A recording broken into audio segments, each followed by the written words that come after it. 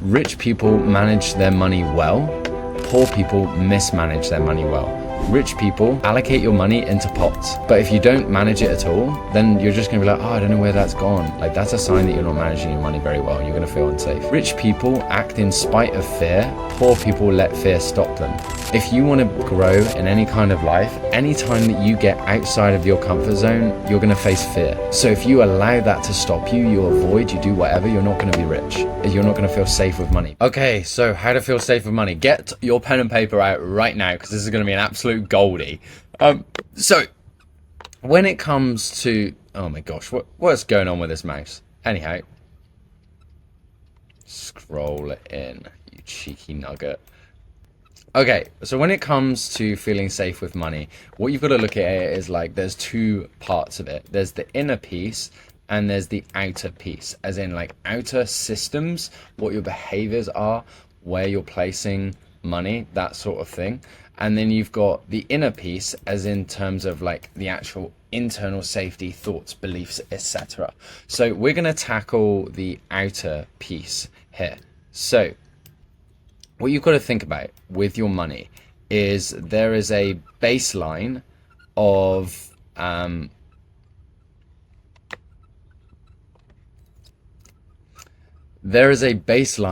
safety that you feel with money when it hits your bank account. And I used to be in the space where I would always tell myself that, oh, I will save all my money once it's gone. So let's call this my bank account. So once my expenses are done, then I'll start saving, or then money, or then I'll start investing, whatever, right? Not ideal. Why? Because I was always spending all of the money, and then by the time that I wanted to save, there was nothing fucking there because I'd already spent everything. So the first thing that you're going to want to do is realize is, I'm also talking to people that maybe feel a little bit more stretched at this point, but regardless of wherever you're at, this is going to be a helpful video. But if you're used to a certain amount of expenses going out of your bank account, then it doesn't matter whether you save or whether you allocate. You have an aspect where there's at times you feel stretched with money. There's this belief system that you feel stretched. So whether you allocate money or not, there's aspects of your life where you're going to take action, a certain level of action, especially if you're an entrepreneur, which is going to take you to your upper limit. So your upper limit, look at this as yourself at 72 degrees. You're used to being at 70, and then you do 68 behaviors. Now, there's some aspects where things can change. A time when people get a load of money in their bank account is they win the lottery, or they get some inheritance from parents, or they get a exit from a job, or wherever that is, and then that boosts them way up above 72. So like, let's say that takes you up to 90, right, on your financial thermostat. And then what happens from there is, if you don't have the right systems in place, you don't have the right capital allocation, you don't have the right mindset, you don't have the right inner work, what happens is people do 68 behaviors, these little expenses here, there, spending money for their parents, paying off mortgages, buying houses for people, going on world tours, experiencing the world, and buying first class and business class, and that stuff's cool. But like, at the same time, is like, if you're not reinvesting it back into yourself to enhance your skills or to grow yourself, then you're going to be back at 68 and you're going to be back at square one. That's why I think there's a stat that's like 95% of lottery winners go broke in the first 4 years, and that's because they just do 68 behaviors. They're not used to having that amount of money in their world. So what I'm getting at here is, one of the things that will happen usually when people go to 72 degrees is, if they have a business, they'll start working harder, they'll do marketing, they're outreaching, they're doing their gratitude practices, they're doing their inner work. They're like, oh my gosh, I'm right now, I'm at this state, and I need to get up to here. They start doing their routines, they start moving forward, and then what happens is it compounds over time, and then their financials actually increase. Like, they make more money for that month, or they're able to pay that bill, or they're able to do whatever. And that's cool. But then what happens is they feel safe again, and then they contract and they stop doing the things that help them in the first place. And I used to do this all the time. I would increase my income, I would feel a little bit stretched, and then I would do my practices, and then I would drop off. I would stop doing them when I felt safe. I would stop doing the marketing. I would stop doing the DMs. I would stop doing sales calls. I would stop doing the things that were actually moving the needle forward in the first place. And that might be you, like, or you maybe like went through a rush with hiring. You got your team sorted, and then now you've taken time back for yourself, and that's cool. But now you're not doing anything whatsoever, and the business is grounded, and you're just paying for these people that aren't doing anything. So what I'm getting at here is you have a normal bit of comfort zone, right, that you're in, and from there, when you don't have a certain level of income in your bank account, that stretches you. So outside, let's put outside your comfort zone. It might even stress you into the panic zone, which is outside of your comfort zone. And then you're like, oh my gosh, I've got to make this work, burn the boats. I've got no other option. I've got to make this work, right? And yeah, that can happen. But what you need to realize is that you can actually put yourself outside of your comfort zone and into your panic zone, which is actually going to stretch your normal comfort zone. So what I mean by that is when you allocate cash that hasn't been done before, you actually reach this outside of the comfort zone and this panic zone faster than you normally do. So rather than contracting back to your original comfort zone and going back to 70 degrees, you then will go back up to 71 because you stretched yourself to 73, and then you started doing the things that you need to, and then you come back down to 71. Now I know I'm just talking a lot of like internal stuff, but I want you to conceptualize this as I give you a concept for how to do this. Now how that can look is, rather than on your income spending everything as soon as it comes in, you should allocate your cash flow the minute it hits your bank account. The minute it hits your bank account is putting it somewhere. Now in T. Harv Eker's Secrets of the Millionaire Mind, he's a money mindset guru. He suggests putting 10% into a play account. So this is you can spend it on anything that you want, and it's guilty free. You put 10% into long-term savings for spending. You put 10% into education, and then 50% in necessities and 10% giving, because the concept is if you're able to give, you're not attached to money, and then you can put it anyway. My entrepreneurial adaptation is I put 5% into play account. I put 10 to 20% long-term savings for spending. And you're probably saying, well, why is it 10 to 20%? This is depending on whether I've stretched myself or not. Because whenever I invest in myself, I try not to use my money. Why? Because my credit card gives me 3% cash back. So if I make a $10,000 investment into myself, I get 3% back. So I actually make 9,000. I actually pay 9,700 for that investment, which is cool. But also, because I get points on my card that I can use for flights, for travel, for anything like that as well. So that's one thing that I do. And then what I do is 10% of the income that comes in goes to paying off that each month. So I know that it's covered, it's fine, we're good. Then 15% of my education, 15% goes on my education, because for me, if I can gather the skill sets that are going to grow me further, then I'm going to reach my purpose faster, because I have skill sets, and skill sets are invaluable because you literally can use them for the rest of your life. I have 15% on necessities. I believe that when you're building a business or you're going towards a venture, you shouldn't be necessarily at the start investing into expensive gym memberships, or investing in tons of supplements, or investing into these crazy, wild, extravagant trips or crazy cars. You should be pouring that back into your business. And then I've got 50% goes into business, marketing, coaching, education as well, arguably. But I say coaching here because this comes under business expenses for me. And then we've got 5% giving. So that's how I allocate it. This system works well for me. So like, it doesn't matter if $1 hits my bank account or if $10,000 hits my bank account, or pounds, whatever, right? It doesn't matter what comes in. It gets allocated like this, and this allows me to feel safe with money in order to allow me to receive. So I'll give you some context. I actually invested in some financial coaching a little minute ago, And it's been brilliant. It's been brilliant for the mindset stuff. But initially, they were trying to get me to use their budgeting system. And I get it's worked for thousands of people, that it's helped with them. But I'll be transparent. My system that I created that has worked for me for the last few years actually makes me feel a lot safer. So I switched to their system for the first few months of my business, and partially some of it is this was the way that I was structuring the business and the systems, and my focus on insane client results and getting a ton of feedback before I charged a little bit more.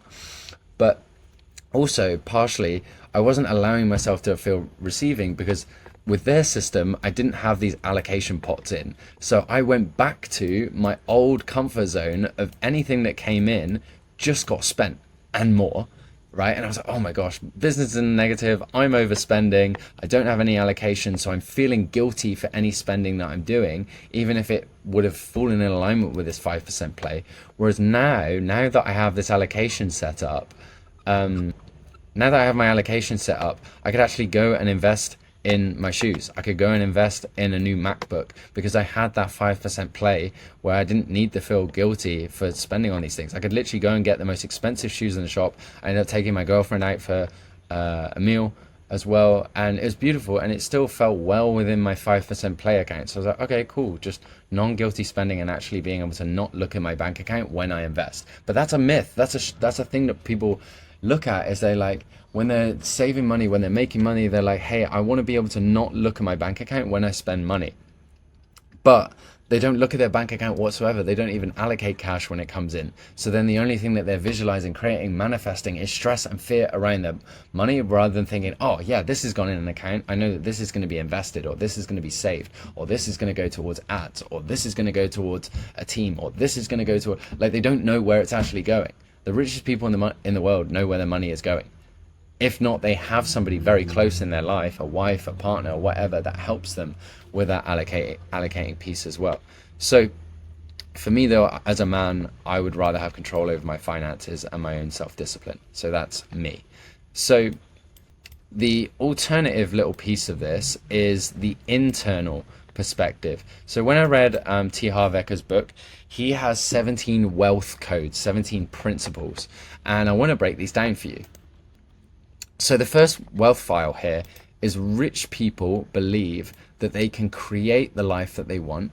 Poor people believe life happens to me. So the poor people concept, the poor people mindset is like, oh my gosh, I'm not earning as much money as I want because it's Christmas period. Like, that's fucking bullshit. I can tell you that for one. If you are confining yourself to like, oh, it's a slow season in business, or oh, you know, business has ups and downs, that's why. No, you have ups and downs because you're inconsistent with yourself. You're inconsistent with your inner world. That's why. You're inconsistent with your beliefs. You're inconsistent with how you follow through. You're inconsistent with your discipline. I know people that literally every single month they earn more and more and more and more and more and more and more, because they have their inner world dialed in and they have their outer world dialed in. So if you're not getting that predictability and consistency, it's because you're being a fucking victim. You're being a poor person. The next thing is: rich people play the money game to win. Poor people play the money game to not lose. So I love creating money because it allows me to help more people. I get to change more lives. I get to reinvest back into the business. Whereas poor people would be like, oh, I just don't want to go back to my previous situation. And I can resonate with this. Like, when I first started the business, I was hustling my hiney off, one, because I didn't have any money, because I didn't have this wealth code, but also I just didn't want to go back to construction. I was like, hey, the consequence of like staying where I'm at is very uncomfortable, and that can drive you, that can motivate you. But you also want to look at like, what am I creating? Where energy goes, energy flows. So you want to be flowing to that. The third one is: rich people are committed to being rich and poor people want to be rich. I hear this all the time with roadmap calls. We talk to people and they'll be like, oh my gosh, yeah, I want to be a millionaire in 3 years, and I want to be able to help my family, and I want to be able to change the world, and I want to be able to do this. And I'm like, awesome, awesome, awesome. Box tick, box tick, box tick, box tick, in terms of ideal client. And then it comes to investing and they're like, oh yeah, I just don't know if I can right now. I need to think about it. And it's like, no. If you were committed to being rich, you would dive into this.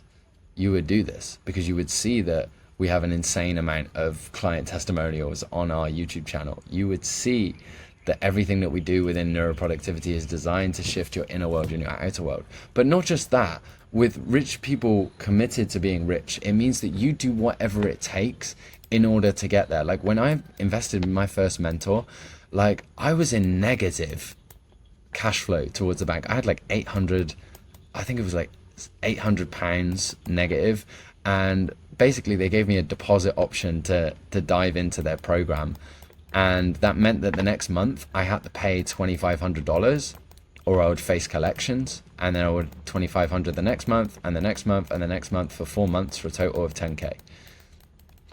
But I didn't have that, so I had negative 800, and then I had literally £350 that I'd put in a stocks account in COVID because my manager at my events job had told me to, that had ended up going up to like 500 or something like that. Like I got a decent return because COVID stocks were pretty good if you knew what you were doing. I didn't. I just happened to put it in a stock with a guy that semi knew what he was doing. So then I took that money and then I invested into the coach, and then 30 days later I'd made $9,500 in sales. 32 days later I did the classic 10k, and then within 42 days I'd done 11,500 in sales. So invested into skills, and I was committed to being rich. I was like, well, I've dived into this program. There's literally no way back. So you want to give yourself an opportunity. If there's no way back, if you invested into a program, burn the boats, like do the thing, commit to being rich. Wealth file number four is rich people think big, poor people think small. I speak to a lot of people that are like, hey, I want to make 10k a month. And I'm like, okay, cool. But 5 to 10k a month, or just wanting to keep your current lifestyle, is not a big enough driver for you to actually want to change. And I can tell you for a fact, when I hit my first 17k cash month back in December last year, actually, I'd had 36k sales months, but when I had a 17k cash month, before then, I was in this space where I was like, oh, I haven't done 10k cash yet, I haven't done 10k cash, I haven't done 10k cash. And my goal initially was 10k. And then I met a guy in my business program, and this is why it's so important to get around people that inspire you. And we just made an agreement that we were both going to go towards 40k. Now, I like the concept of aim for the stars, hit the moon. Because if you aim big, if you shoot below it and you hit below it, you're still going to be way further ahead than if you just aimed for the moon. You might hit just the stratosphere. So you want to be aiming big with what you want to do.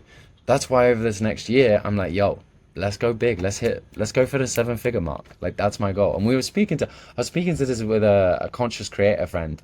And we just both have a record month, and we were talking about, hey, next goal is 50k a month, and like that's our goal. And then I was just like, why are we aiming for 50k a month? Like, that's small. Why are we aiming for 50k a month? Why are we not just going for 7 figures for the year? Like, why are we playing so small? And it's like, yo, because we were only doing what was just outside of our comfort zone. We were in growth zone, where it's like, yo, if we push towards 7 figures, then it's completely different. And it's okay, like if you're driven by like a money goal, that's cool. I know that 7 figures for me means that we've helped so many people. My team's grown. I'm able to help my family. I'm able to do a lot of things. So like I have a meaning to the money that I'm earning. So that's going to be what we go for, is play bigger. And you should do too. So I would aim for, yes, having an initial foundational goal, but thinking about 1 year from now, 2 years from now, 3 years, 5 years, 10 years from now, what do you want to create? What's the size of the thing, and can we make it bigger? Wealth file number 5 is rich people focus on opportunities, poor people focus on obstacles. There are always going to be problems in life. There's always going to be problems for you. And it's your choice on whether you focus on this being an opportunity for you to expand your skill set, expand your awareness and grow, or focus on obstacles and berate yourself. I'll give you an example. I had a client who just onboarded with us, and bless his heart, he was having some resistance. and we have like some decent client testimonials and stuff. So I was like, hey, like what's going on? Why are we having these challenges? And initially, it's because when he was coming up against an obstacle, he was thinking, oh, I've got this thing and I've got this problem and it's another thing in my way, and I'm not happy, I'm not successful. And what we framed it to was actually turning it into celebration that he has this problem, that he has this awareness. And then that created this different kind of energy in him where he's like, oh my gosh, now I can believe in myself. Now I can trust myself because I've just got to work through this. And then I'm on my next level of yourself, because you are always going to face peaks and valleys with your growth. It's always going to be this up and down, up and down. It's like, even if you're in business and you hire your first salesperson, that's great because now you don't have to do the DMs as much, or now you don't have to take as many calls. But then the next challenge is going to be, one, you've got to manage that person, and two, you've got to be able to accept that they're going to make mistakes. But also another problem that will put you in a valley is like, yo, if all your systems are dialed in to get you there, then it's like, oh my gosh, like now I've got so many clients, I don't know what to do with them. And then you're going to have your internal state problems around that. Your self-sabotaging self is going to pop up. You're going to take breaks. You're going to want to avoid, like, or you might get too attached to it. You might get too much attached to outcomes. And that's why we focus on so much inner work with everything that we do with our clients, because you're going to need more inner work as you expand. It's not just do mindset stuff once and then be done. It's like, no, like there's peaks and valleys. Every problem is going to cause you to expand. So if you don't have the internal work there, you're going to struggle with expanding. The next one is that rich people admire other rich people and successful people. Poor people resent rich and successful people. So if I say to you right now, what do you think about Elon Musk? What do you think about Jeff Bezos? What do you think about Donald Trump? Some of you might think, oh, like, I like this person, or oh, they shouldn't have that much money, or they shouldn't have this and shouldn't have that. And I'm like, says who? Poor people. Poor people say who? Because if you had that same amount of wealth, what would you do with the money? And you're thinking, oh, I'd probably give money to charity. I'd probably help people in the world. I'd probably do this. I'd probably do that. I'm like, all of these people are doing that. You are just tuning into what social media and the world has it. And it's like, hey, if you think that you had more money, do you think more people might come after you and have allegations and whatever? And I'm not saying these people don't have allegations and whatnot, but at the same time, like, I admire people for growing to that level of wealth, because they've had to come through so many more peaks and valleys, right? They've had to keep moving forwards with their mindset, their change, their growth. And the only way that you're going to feel safer with more money is by aligning yourself with a mindset of like, yeah, I'm happy to have more money. I'm grateful for having more. So you've got to shift yourself there as well. The next one here is rich people associate with positive and successful people. Poor people associate with negative or unsuccessful people. This is why I actually isolated myself a little bit in Ubud here in Bali, because initially I was in a place called Canggu, and I was staying with some people, and the people I was staying with, lovely enough, but they were constantly questioning, Luke, why are you working so much? Why are you doing this YouTube video? Can't you just come out with us? Can't you do this? Can't you do that? Or like, why do you have to do it that way? And then when I speak to them, they also had really small goals. They were like, oh, I just want to make enough to stay in Bali, or I just want to make 5K a month, or oh, you know what, I like Bali, but I hate all the tourists here. And I'm like, you're literally a tourist. So I knew that I didn't like that energy, so I moved away. I like got away from them, and then, oh, shock, literally 2 weeks later, I started making more money because I was just around myself, and I know that I've got a good mindset. And then I started being very selective with the people that I hung around with. Next one, wealth number 5. Rich people are willing to promote themselves and their value. Poor people think negatively about selling and promotion. If you do not promote yourself, if you do not have eyes on your business, you're not going to gain more traction. You're not going to have more leads. You're not going to gain more sales. You might be really good at what you do and you get people naturally there. But imagine if you could present that to the world and show more of the world about why you're good at what you do. You're going to make more money. Whereas if you are thinking, oh, you know, sales is salesy or marketing is manipulative, well, guess what? Like, you're not going to get more people, and they're just going to go to your competitors who do think in an aligned way. Okay, next one. Rich people are bigger than their problems. Poor people are smaller than their problems. If you get consumed by your issues or the world's issues,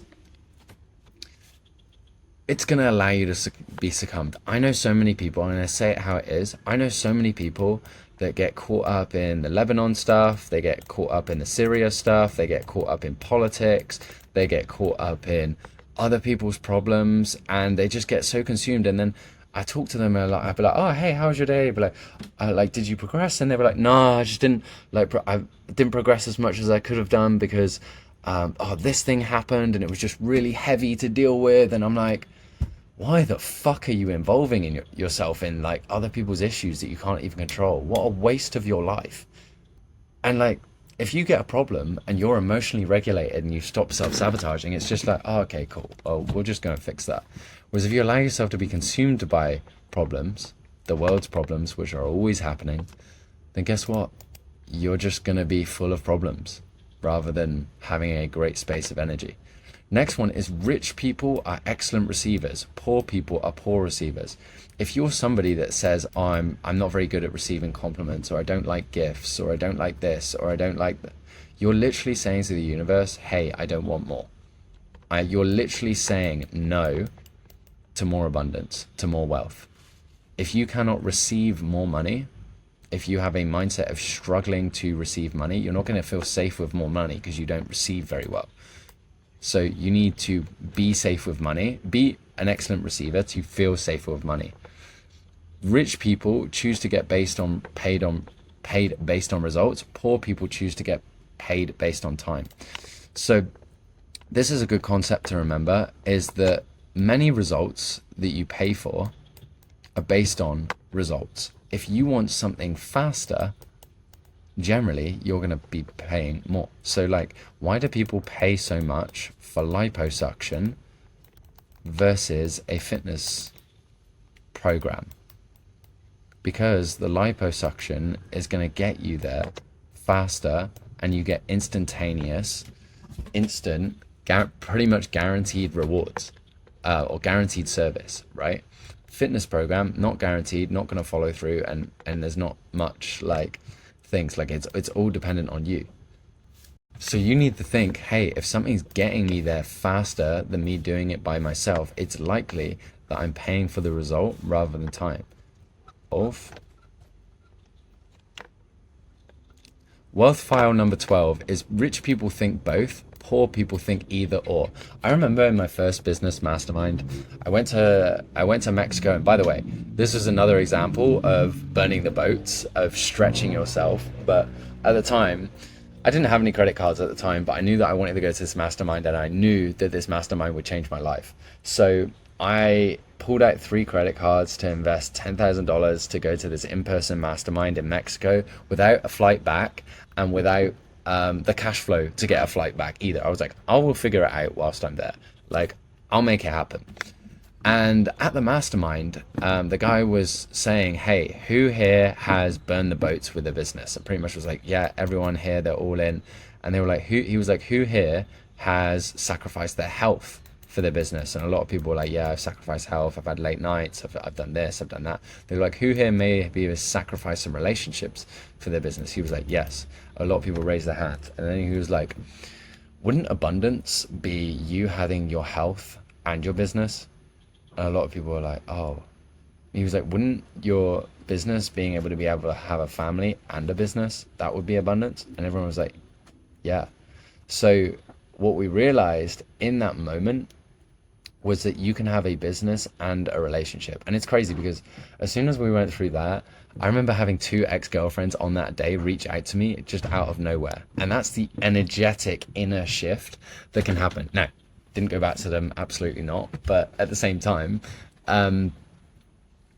it was this aspect of like, yo, you can have both. This is why when people come into my program, into neuroproductivity, we focus on the foundations with their time of what are they doing for their fitness, what are they doing for their health, and what are they doing for their relationships. Because I recognize that if you have all aspects of your life, you're going to feel more balanced. And when you feel more balanced, you're going to be able to have more abundance because you're having what you like plus building your business. Now, there's going to be times where you have effort and sacrifice, but abundance is having all of it and being able to manage all of it.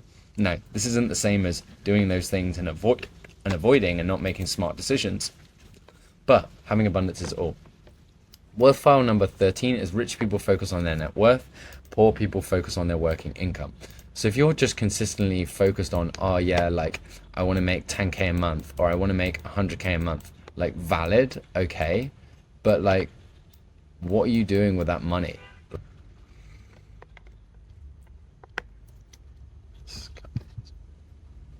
The next one here is rich people have their money work hard for them. Rich people work hard for their money. So this goes down to the hiring principle. If there are aspects of your business where you're just working really, really hard, maybe you're editing videos for 2-3 hours a day when literally you can get an editor for like $5 to $7 an hour, and then you're scared about spending that rather than thinking about, well, what's the amount of time that I could get back, like what other high priority things that could I do that would actually generate more money, then you're gonna be in a difficult place. Like we worked really hard to find ourselves a good editor, and for us we have a cost for our editor.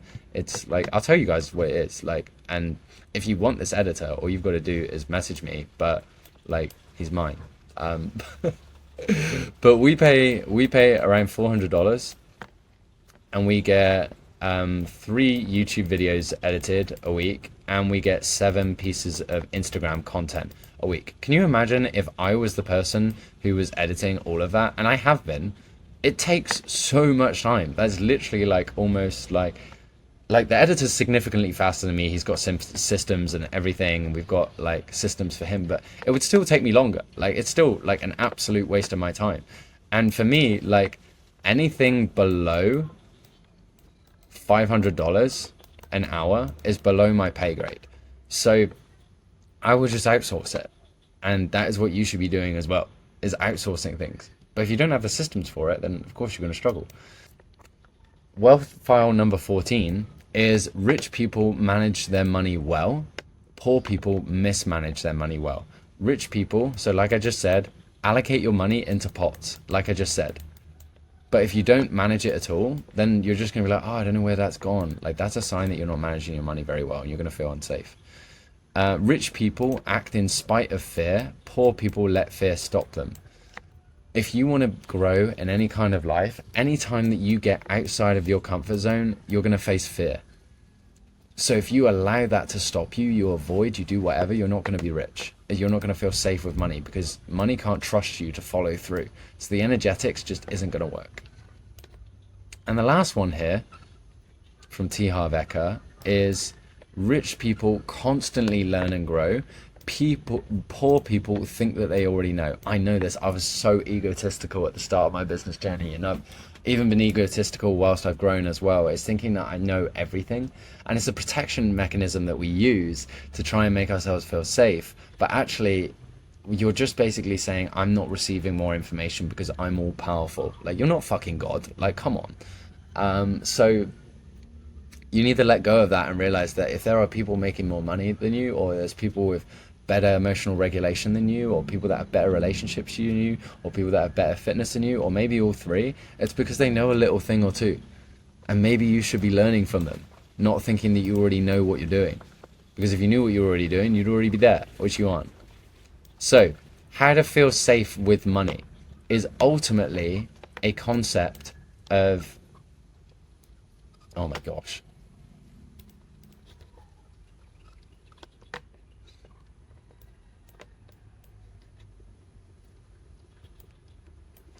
How to feel safe with more money is a blend between inner work and outer work. If you are inconsistent with the inner work, then that is going to fall into Diltz's neurological index.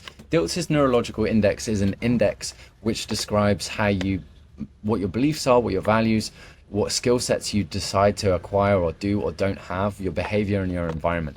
Now, this is why I'm always a big proponent of asking yourself, well, what is your purpose? What is your being? What is your reason for being here on this earth? Now, it's okay if your drive for success for feeling safe with more money is because your parents never felt safe with money, or because you had a boss that you didn't like, or that you fell out with somebody. Like, I'll be transparent, guys. Like, when the business partnership broke up a little bit, like, I was a little sour. I was quite motivated to go out and prove some people wrong.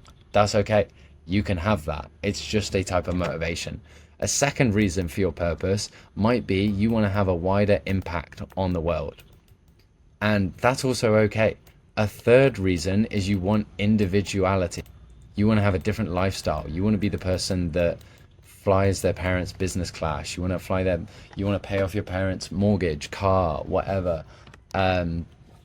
You want to live a luxury lifestyle. You want to have multiple homes in multiple places and rent some of them out on Airbnb. I don't know. But you want to have some level of individuality. Or four, you might just love advancement. You might just love going to the next goal, going to the next improvement. Like, this was me. This is why first week in my new business, I was the top setter. And then the second week, I was top closer. And then by then I was like, okay, let's build the sales department, because I just grew so fast, so aggressively, and I was demanding to be put in different positions. I was like, hey, I've been doing this. Can I go into this? Can I go into this? Can I go into this? And they were like, yeah, of course you can, because you're already growing and like outperforming everyone else. I love advancement. So that's your drive. So you want to think about, like, what's your purpose? What's your reason for being here?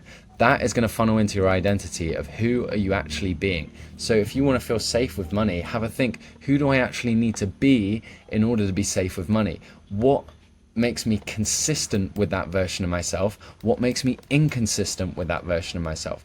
Does being consistent look like showing up with your routine, having structure, investing into people, constantly learning and growing? Whereas if you're inconsistent, maybe you're thinking, oh, I can do this by myself, or maybe you're just like, you're just not growing, right? Maybe you have like these just scarcity beliefs. So beliefs and values is also going to be what drives you. Your capabilities and skills are going to drive you in terms of like, hey, are you consistently increasing your knowledge around emotional regulation? Are you consistently improving your mindset? Are you consistently improving your time and your energy management and your productivity and learning to prioritize and learning boundaries? Are you consistently learning more marketing and sales systems? Are you consistently learning how to build more system building and how to delegate and how to automate? All of these things we teach in neuroproductivity, because I know the value of what can happen when you expand your skill set. Like, literally, I literally spent Christmas Eve and Christmas Day building 12 new trainings for my clients, because I know if I can expand their skill sets here, then everything else is going to expand. So we broke down what is chaos video, which I'm going to actually shoot a YouTube video on for you guys. And then we talked about how to do a power planner. So we did the mind dump of how to break down overwhelm and how to get things out of your head. We did energy-based task scheduling. We did a master actions list, which is like an advanced to-do list. It's why I've got an insane amount of things done today. We did a catch-up and getting ahead of how to review the past and plan for the future.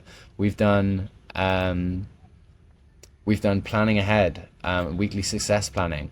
We've also done weekly success checklists. We've done so much, because I know that, like, within my community, the importance of all of my students are on purpose. They know who they want to be. They know the beliefs and values they've got to change, and they're doing the inner work to shift that. And we literally do that as part of the inner work here.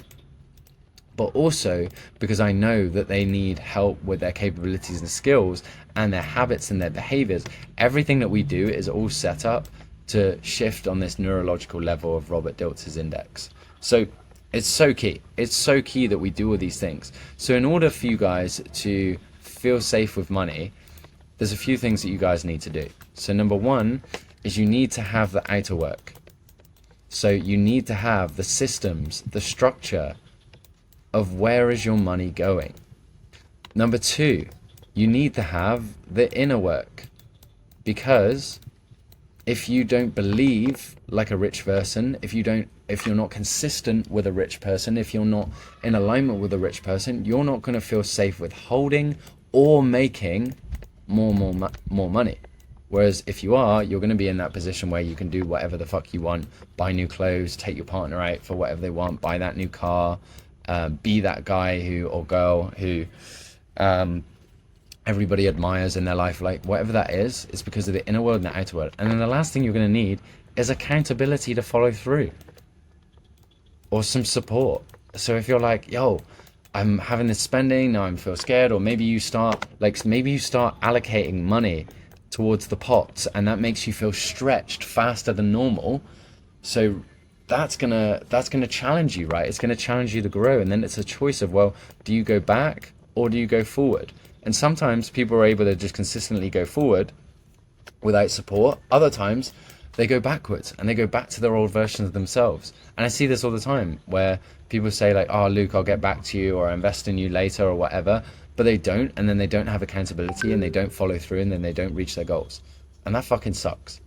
So if you're in that space where you're like, hey, I want to feel safer with money, not just from this YouTube video, even though there's some things that I'm sure you learned from it, but you actually want to feel safer with money over the longer period of time, um, and get out of your own way and stop self-sabotaging, then all you've got to do is watch the main video on my channel, um, and then book in a call with me down below. Like, that's all you got to do. I would encourage you do it because we're on this side of the year, and I've seen so many people that have said that they were going to do something about their life, and then a year from now they haven't done anything and they're in the same position. And it's so funny because we had Taylor invest in us, who just 4x'd her business. So she's had some higher income months, but she came on board because she had two shitty months, was at 1K a month, and then made 4K a month in her first month with us by getting out of her own way and stop self-sabotaging. But she actually had a call with us last year. Last year she had a call. I'm literally going to bring up some of her testimonial piece.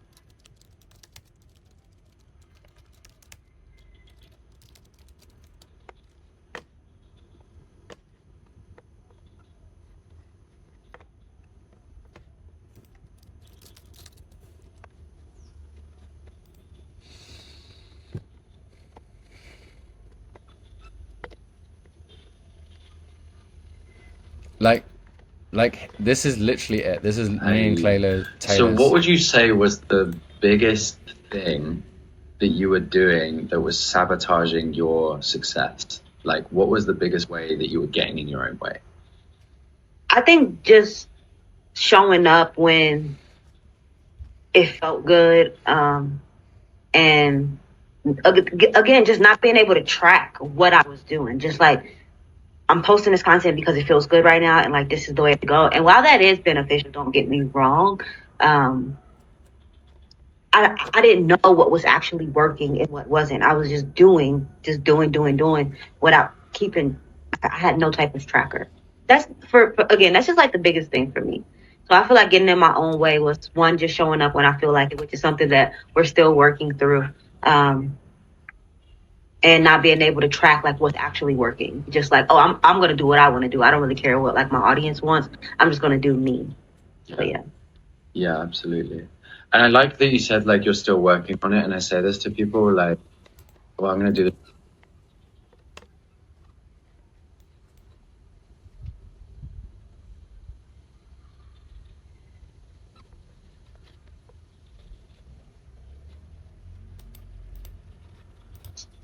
Showing up when it felt like the correct systems in place. Mhm. Yeah, I feel that. And what had you tried to do to try and solve that challenge? Really, I mean, I don't know. I hadn't really tried anything. I was just going off of like manifesting it all and just allowing like God to take over. And I'm like, God's going to work it out for me. And I mean, God, the universe, I say all those words interchangeably, but like it was working it out for me. But it I'm gonna tune into this myself.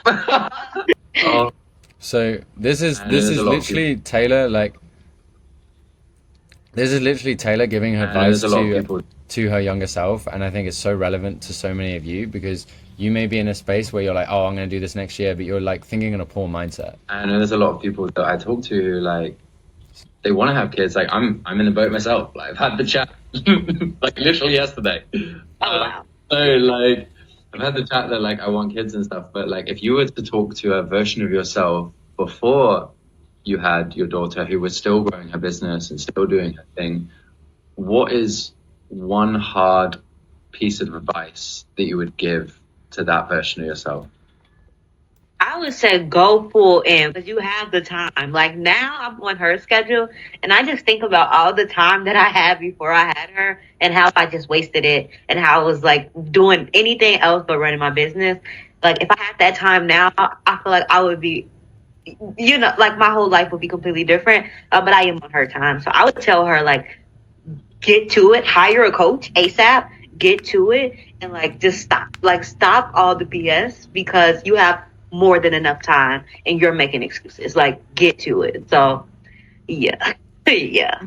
I think about that a lot. Yeah, it'll make me Okay, so with that said, cry, yo. I'm like, yo, I'm gonna tune into this myself. but it's advice for us all. So if you're in that position, like, get yourself moving. If you want to feel safer with money, just fucking do something about it. Start allocating your cash, start investing differently, start building your skill sets. And like, hey, if you want to come and work with us, then book in a call down below. The link is below. But with that said, I appreciate you dropping in with us for today. And we will see you in the next video. Make sure to subscribe, like, comment your biggest takeaways. We'll see you in the next video. Bye.